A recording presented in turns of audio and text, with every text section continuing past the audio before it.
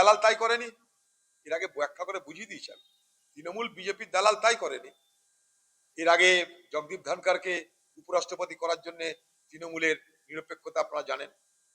এর আগে যখন ইন্ডিয়া গঠবন্ধন হচ্ছে তখন মমতা ব্যানার্জি প্রথমে ইন্ডিয়া জোটের বিরোধিতা করেছিল, আপনারা জানেন। এই মমতা ব্যানার্জি কখনো বিজেপির বিরুদ্ধে না পার্লামেন্টের মধ্যে না বাইরে, পার্লামেন্টের বাইরে কোনো সত্যিকারের লড়াই প্রতিবাদ করে না। তার আরেকটা প্রমাণ দেখলেন যখন স্পিকার কাউকে বলতে দিচ্ছে না, গণতান্ত্রিক অধিকার প্রয়োগ করতে দিচ্ছে না।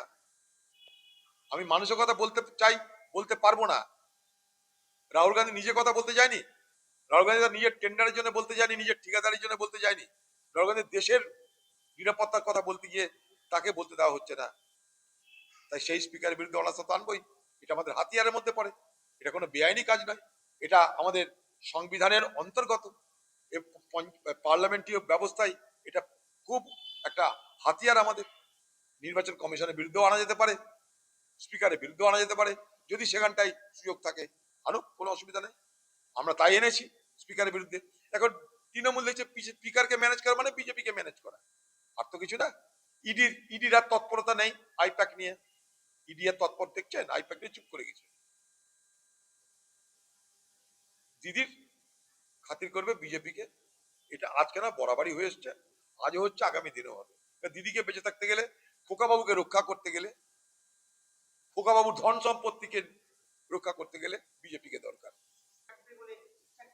দেখুন, আমি প্রথম থেকেই বলেছি আপনাদেরকে, মনে করে দেখুন আমার পুরনো যা বক্তব্যগুলো আছে দেখুন আপনারা, প্রথম থেকেই বলেছি যে এই পশ্চিমবঙ্গে রাজ্য সরকারের পক্ষ থেকে অবৈধ ভোটারকে ভোটার, আর নির্বাচন কমিশনের পক্ষ থেকে বৈধ ভোটারকে অবৈধ ভোটার, এই একটা খেলা চলছে। মাঝখান থেকে সুপ্রিম কোর্টের হস্তক্ষেপে সাধারণ মানুষের অধিকারটা সুপ্রতিষ্ঠিত হচ্ছে। আবার বলছি, পশ্চিমবঙ্গ সরকার সংকটটাকে জিইয়ে রাখতে চাই, এবং পশ্চিমবঙ্গ সরকার নিজের সংকট তৈরির একটা সব থেকে বড় কারণ যে সমস্ত বানানে ভুল ভাল যা কিছু বেরোচ্ছে, যার জন্য মানুষের এত হয়রানি হচ্ছে, পশ্চিমবঙ্গের তৃণমূল পার্টি মুখ্যমন্ত্রী মমতা ব্যানার্জি দেখাতে চাইছে যে এগুলো সব নির্বাচন কমিশনের জন্য হচ্ছে। কিন্তু বাস্তবে এগুলো যারা করছে নিচে গণনা করাতে, আপনার রেকটিফিকেশন যারা করছে, যারা শুনানি করছে, যারা লিখছে, এনুমারেশন করছে, তাদের দায়িত্ব ছিল এগুলো। তার জন্য পশ্চিমবঙ্গ সরকারের পক্ষ থেকে 90,000 অফিসার দেওয়া হয়েছে, মানে অফিসার মানে বিএলও দেওয়া হয়েছে। তার নাম একার, আকার, ওকার, ঔকার কারা ঠিক করবে? দিল্লি থেকে নির্বাচন কমিশন আসবে এখানটাই, এখানকার অফিসাররা ঠিক করে বলুন এবার আপনাকে। তার জন্য আছে সুপ্রিম কোর্টের হস্তক্ষেপ করতে, যে সুপ্রিম কোর্ট বলছে আপনি অফিসার দেন। পশ্চিমবঙ্গ সরকার অফিসার দিচ্ছে না কেন? নির্বাচন কমিশনের উদ্দেশ্য নিয়ে আমাদের ধারণা স্পষ্ট। ভারতবর্ষের নির্বাচন কমিশন সারা ভারতবর্ষব্যাপী এসআর করার নামে একটা নতুন জুলুম রাজ তৈরি করেছে, এখানে কোনো ভুল নাই। তার মোকাবেলা করার জন্য যে ব্যবস্থা নেওয়া দরকার সেটা পশ্চিমবঙ্গ সরকার নিচ্ছে না, বরং সেই সমস্যাটাকে তারা পুঁজি করছে তাদের নির্বাচনের জন্য। তিনি নিজে সুপ্রিম কোর্টে গেলেন, কি করলেন গিয়ে? হাতি ঘোড়া কি করলেন বলুন? একটা নাটক হলো, একটা সার্কাস হলো। মুখ্যমন্ত্রীর একটা কালো পরিধান হলো, মেয়েদের কোটের মতন কালো পরিধানে নতুন ভাবে তাকে আবার দেখতে পাবো। এর আগে সাইকেলে দেখেছিলাম, এবার কোটে গায়ে দিয়ে দেখবো। এই একটা পরিবর্তন হলো। বাকি বলুন মৌলিক কোন সমস্যা সমাধান করে এলেন উনি? ওই যে গেলেন দিল্লি, এই করলেন, তা কি হলো? সুপ্রিম কোর্ট উল্টে ধমকানি দিচ্ছে এখন রাজ্যকে। আমার বক্তব্য কিছু না, আমার বক্তব্য হচ্ছে দেখুন, একটা মসজিদ, সেই মসজিদের সঙ্গে ধর্মীয় আবেগ জড়িয়ে আছে। কোন ধর্মীয় আবেগ? ইসলাম, মুসলমানদের ধর্মীয় আবেগ। ভালো কথা। ইসলাম শব্দের মূল অর্থ কি জানেন? শান্তি। তা আমার বক্তব্য, বাবরি মসজিদ নির্মাণকে নিয়ে এত তর্ক বিতর্ক, শান্তি অশান্তির বাতাবরণ তৈরি হচ্ছে কেন? মুর্শিদাবাদের প্রত্যেকটা গ্রামে, মুসলমান গ্রামে একটা নয় কয়েকটা করে মসজিদ আছে। মুর্শিদাবাদের প্রত্যেকটা মুসলমান গ্রামে একটা জায়গায় একাধিক মসজিদ আছে। কিন্তু কোন মসজিদ নির্মাণকে কেন্দ্র করে এত বিতর্ক, এত অশান্তি, কি হয় এইরকম বাতাবরণ কি তৈরি হয়েছে কোনোদিন? তা আমার বক্তব্য হচ্ছে একটাই, যে যে ধর্মটা শান্তির কথা বলে, সেই ধর্মের উপাসনার ক্ষেত্র যেটাকে মসজিদ বলা হয়, সেই মসজিদ নির্মাণকে কেন্দ্র করে অযথা অশান্তি বিতর্ক তৈরি না হওয়াটাই শ্রেয়। তার কারণ এটা ইসলামের মূল ভাবনার পরিপন্থী বলে আমি মনে করি। অনেক মৌলানা মৌলবি আছেন, অনেক মুফতি সাহেবরা আছেন, তারা বলবেন এগুলো। আমার যারা সাধারণ জ্ঞানে বলে যে ভারতবর্ষের লক্ষ লক্ষ মসজিদ আছে, মুর্শিদাবাদের প্রত্যেকটা মুসলমান গ্রামে একের জায়গায় একাধিক মসজিদ আছে, একতলা জায়গায় কয়েক তলা করে মসজিদ আছে। জনসংখ্যার তুলনায় মুর্শিদাবাদ জেলায় মসজিদের কমই তো নেই, বরং বেশি আছে। যা মুসলমান জনসংখ্যা তার থেকে বেশি সংখ্যায় মসজিদ আছে মুর্শিদাবাদ জেলায়। তো সেইখানে কোনো মসজিদ নির্মাণকে কেন্দ্র করে এত ঢোল বাজনা, এত এত সংবাদ মাধ্যম, এত চিৎকার চেঁচামেচি, কোর্ট কাচারি কিছু তো করার দরকার পড়েনি কোনোদিন। আজ কেন পড়ছে? তাহলে বিতর্কটাকে কেন আমরা অ্যালাউ করছি? বিতর্ক, অশান্তি, তর্ক, তাকে নিয়ে অনুষ্ঠান করা, তাকে নিয়ে ঢোল বাজানো, এটা কিন্তু কখনোই ইসলাম সমর্থন করে বলে আমার জানা নাই। একটা মসজিদ বানাতেই পারে, কেউ কোনো মসজিদের নাম কি দিচ্ছে তাদের ইচ্ছা। মুসলমান সমাজ যদি মানে তো ব্যাস ঠিকই আছে। সমাজের বিষয় এটা, সমাজের বাইরের মানুষের বিষয় নয় এটা। যদি কোনো হিন্দুদের মন্দির হয়, সেটা হিন্দু সমাজ তার শেষ কথা বলে, সেখানে অন্য কেউ কিছু বলতে যায় না। তা বাবরি মসজিদ হোক বা এমনি মসজিদ হোক, যাই হোক, সে সমাজ সেটা নিয়ে মাথা ঘামাক। মুসলমান সমাজের একটা ব্যবস্থা আছে, সেখানে পীর ফকিরদের, মৌলানা মৌলবি মুফতিদের কোনো অভাব নেই, তারা ভাবুক এটা।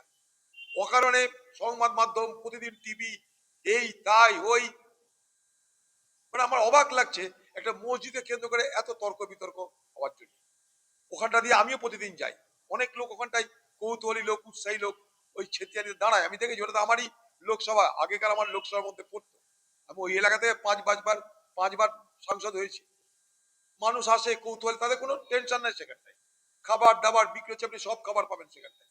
আগামীতে সেখানে তো থাকার বড় বড় ব্যবস্থা হবে, বলে হোক, আপত্তি কি আছে? এটা তর্ক বিতর্ক, ঝগড়া ঝঞ্ঝাট, অশান্তির বাতাবরণ কেন? আমার প্রশ্নটা এই জায়গাটাই। মসজিদ বানানোর আসল উদ্দেশ্য কিন্তু এটা হতে পারে বলে আমি মনে করি না। যে মসজিদ নির্মাণকে নিয়ে অশান্তি, তর্ক বিতর্ক অযথা মানে তৈরি হচ্ছে পশ্চিমবঙ্গ জুড়ে, এটা কখনোই কাম্য নয় বলে আমি মনে করি। দেখুন, এগুলো হচ্ছে কি বলুন তো, পার্লামেন্টে না মানে ছিদ্র অনুসন্ধান করা বলে এগুলোকে, মানে হেয়ার স্প্লিটিং করা বলে। কোথায় একটু ভুল আছে সেটা খুঁজে বার করো। এরকম হাজার হাজার উদাহরণ আছে। ভারতবর্ষের পার্লামেন্টে দাঁড়িয়ে বিজেপির নেতারা, তারা কংগ্রেসের বিরুদ্ধে কি কি গালি গালাজ দিয়েছে, তার হাজার হাজার উদাহরণ আছে। রাহুল গান্ধী কোনো গালি গালাজ দেয়নি, প্রশ্ন করেছে। আদানি আম্বানিদের বিরুদ্ধে রাহুল গান্ধীর এই যে জেহাদ, এটা আজকের নয়। হাম দো আর হামারে দো রাহুল গান্ধীর স্লোগান ছিল। অর্থাৎ মোদি, অমিত শাহ, অনিল আম্বানি, আদানি আম্বানি, হাম দো হামারে দো, কংগ্রেসের খোলা স্লোগান এটা।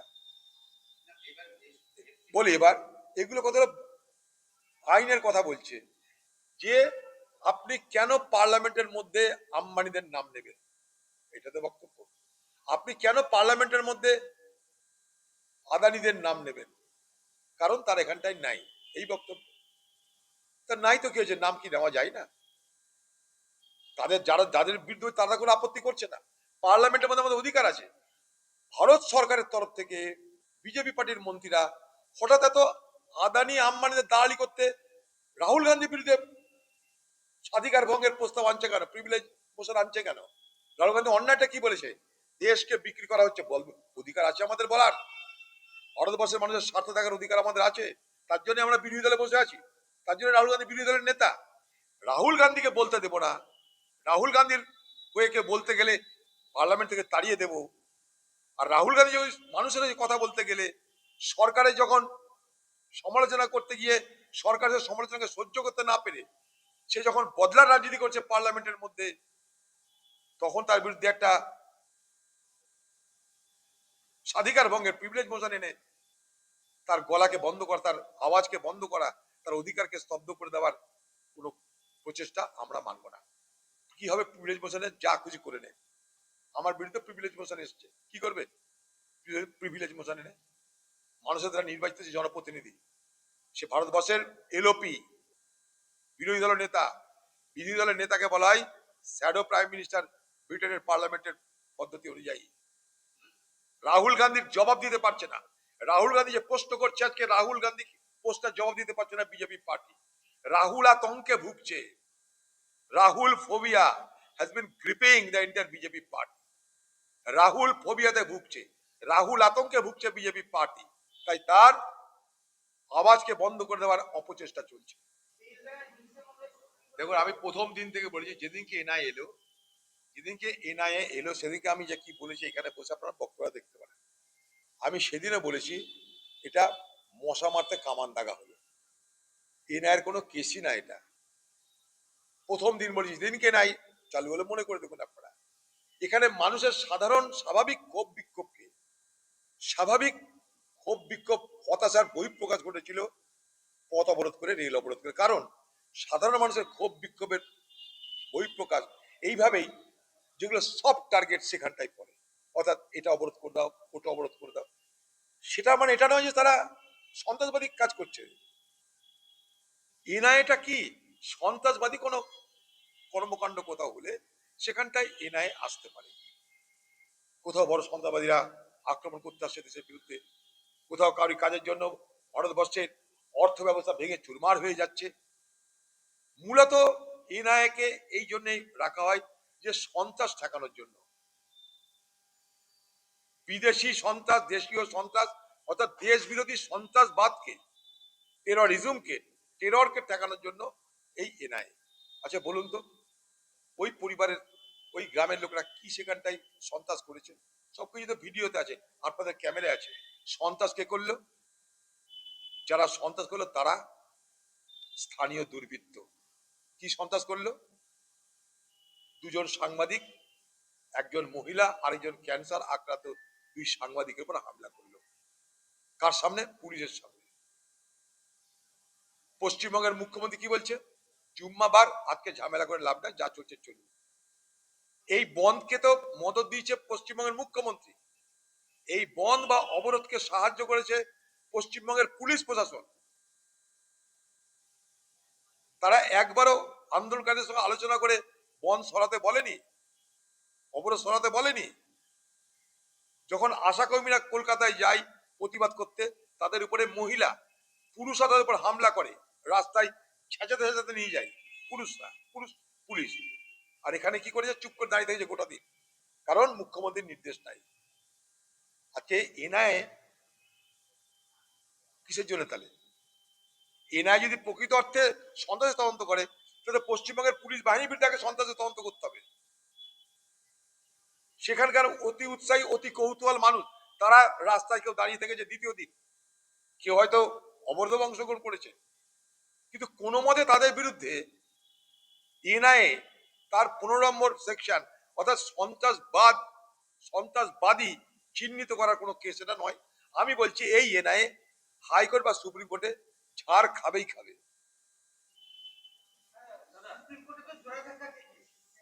খাবে তো বটে, কোনো মানেই হয় না এটা। মানে উলু বনে মুক্ত ছড়ানো এনআইএর কাজ হচ্ছে। সুপ্রিম কোর্ট তো এমনি বসে না এখানটাই, এরা চাইছে যে এই ঝঞ্ঝাট যেন না মেটে। কোনো যুক্তি হয় না। আরে এনআইএ, তুমি যদি এনআইএ থাকতে তাহলে দিল্লিতে লালকেল্লা সামনে ব্লাস্ট আটকাতে পারতে। কাজের সময় কিছু নাই কাজ, খালি বাহাদুরি ফুটানি, যেখানে নিরীহ সাধারণ মানুষের প্রতিবাদ সেখানটাই। বাংলার মুখ্যমন্ত্রী তাই চুপ করে থেকে গেলেন গোটা দিন, এবং বললেন তিনি কোনো ঝামেলা করুন আজকে পুলিশকে। না তো 6 ঘন্টা 7 ঘন্টা ধরে রেল, এনএইচআরটি অবরোধ থাকতে পারে, যার কারণে গোটা পশ্চিমবঙ্গের লক্ষ লক্ষ মানুষ বিপদগ্রস্ত হলো, হয়রান হলো, বিপর্যস্ত হলো? পারে এটা পশ্চিমবঙ্গ প্রশাসন সক্রিয় হলে? ওখানে কটা লোক খুন হয়েছে বলুন? আমি তো ওখানে গেছিলাম সেদিন, আমি নিজে সেদিন ওখানে গেছিলাম, আমি জানি। ওই স্পটে আমি গেছিলাম, সেই পরিবারের সঙ্গে দেখা করেছিলাম, মৃতদেহকে দেখেছিলাম, সবকিছু করেছিলাম আমি। কটা মানুষ খুন হয়েছে সেদিন? কটা বোম ফেটেছে? কটা পুলিশ খুন হয়েছে বলুন? কটা পুলিশ রক্তাক্ত হয়েছে, সাধারণ লোকের উপরে হামলা হয়েছে। তারপরে আমাদের এই পার্টির টফি মোল্লা, আমাদের এই পার্টির নেতা, সে ওখানে তার আগের দিনও পুলিশ তার সাহায্য চেয়েছিল, সে সাহায্য করেছিল। তার পরের দিন যখন দ্বিতীয় দিন বন্ধ, তখনও সে ওখানটায় ছিল, পুলিশের সঙ্গে আলোচনা করেছে এই অবরোধ কি করে ওঠানো যায় তা নিয়ে। তাকে পর্যন্ত এনআই কেসে আটকে দিয়েছে। তৃণমূলের দাবিতে এখানে বসে কি করছে দাবি জানিয়ে, যেখানে সেখানে যাচ্ছে না কেন? তৃণমূলের দাবি এখানে বসে কি ফরফর করছে? এখানে বসে কুমিরের কান্না কেঁদে লাভ কি?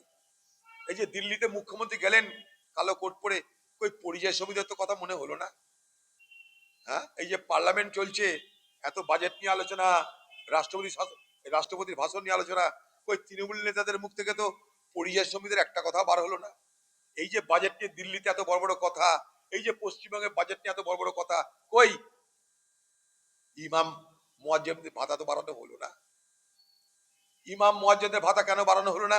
যদি লক্ষ্মীর ভান্ডারের টাকা বাড়ে, যদি অঙ্গনারীর টাকা বাড়ে, যদি আশা কমির টাকা বাড়ে, যদি সিভিকদের টাকা বাড়ে, তাহলে ইমাম মুয়াজ্জিনদের টাকা বাড়লো না কেন? কারণ তো একটাই, বাংলার মুখ্যমন্ত্রী মমতা ব্যানার্জি বুঝে নিয়েছে বাংলার মুসলমান সমাজ তাকে আর ভোট দিবে না, তাই খাতি করে লাভ নাই। দুধাল গায় আর দুধ দেবে না, তাই খাতি করে লাভ নাই। সকলের ভাতা বাড়লো, ইমাম ভাতা কিন্তু বাড়েনি, মুয়াজ্জিন ভাতা কিন্তু বাড়েনি, এটা মাথায় রাখবেন। অর্থাৎ মুসলমানদের বুঝে নিজের আমাকে ভোট দেবে না, অত ভাতা দিয়েও লাভ নাই, পয়সা অন্য জায়গায় খরচ করো। উৎপাতের ধন চিৎপাতে দাও।